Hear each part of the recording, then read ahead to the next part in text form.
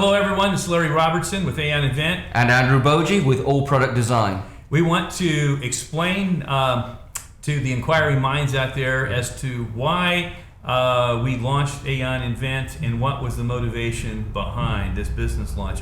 All of us involved in this company had been involved in previous capacities in the consumer products industry, retail industry for a long time. And had been certainly involved in hundreds and even thousands of new product launches, vetting processes, and product development. Andrew and I talked last year, and he shared a story with me, his experiences that really connected the dots with me in terms of this opportunity. Andrew, explain. Well, I really go back to one of the first inventors that I worked with. He has an exceptional product. A lot of people think they have $1 million idea. This idea will change the category.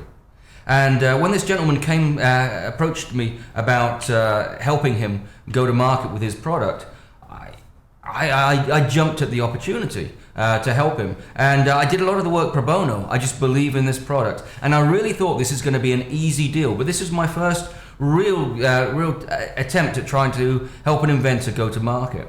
Well, we worked on the design, got the design where it needed to be, and then started hitting up a couple of companies.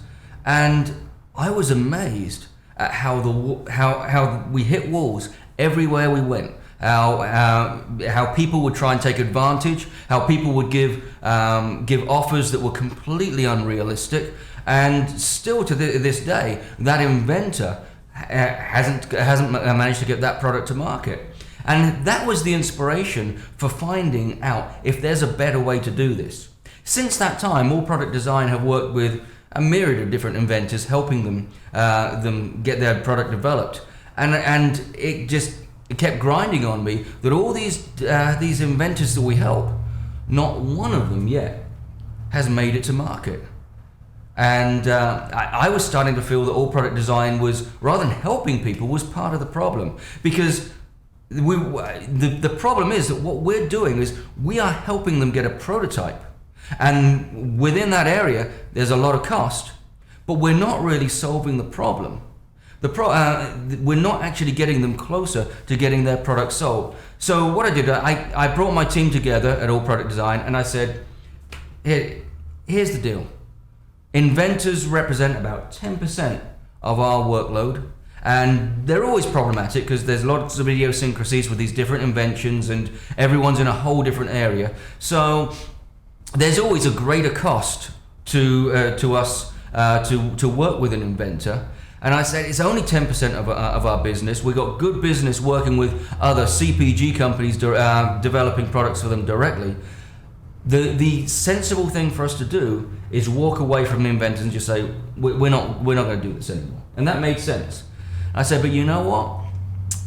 We're going to do the opposite, and we're going to create a model that actually benefits the inventors. And that's where Larry came in. Larry at that time was mentoring me, completely unrelated. And I started sharing the vision that I had. And with Larry's vast experience with retail and taking products to market, it seemed like a match made in heaven. And the ironic thing is that, as I shared with Andrew, some other associates of mine and I had talked about this business model back in the mid-90s.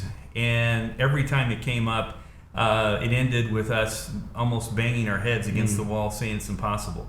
It's impossible to facilitate product development and innovation with individual inventors, and even break even with a model that makes sense for them and makes sense for the business, for the purveyor of services. And that's because of generally the arduous task of teaching the disciplines, the sciences, the industry nuances behind every step of the way.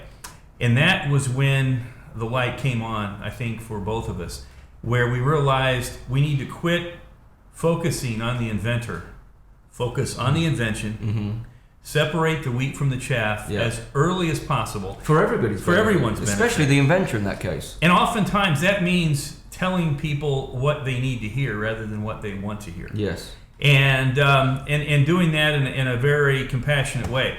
When you go to our website, the first thing that we provide under services on step 1 is a method of vetting your own ideas. There's no cost to that. It's not a pleasant experience for us when we have inventors go to our site, subscribe to our services, and then we find out that their new innovation is being sold already on Amazon.com, or it's on Kmart.com or Walmart.com or someplace else, or it's being sold in some little boutique on eBay, because the window is closed at that point. So we want to help people, but we want that help to be substantive. Right, absolutely. I think, to me, the way that we've come full circle is now the inventor that I first mentioned to you, David. We're able now to bring him back into the mix and say, David, we weren't able to do what we wanted to do before because the whole model that we were trying to take your product to market with was flawed. We tried to help you in the direction that you were going. With Aeon, we now have a system that can rightfully work for you, and I'm excited because I believe that here very soon we're going to be closing that deal for him, and indeed we're going to change that category, and one of many stories that you're going to hear. So stay tuned for that. We appreciate all of the inquiries that come in. Phone calls, emails, send us your questions. We'll address them specifically on future blogs. And we appreciate you following Aeon on Facebook very, very much. We'll see you again soon. All right. Thank you.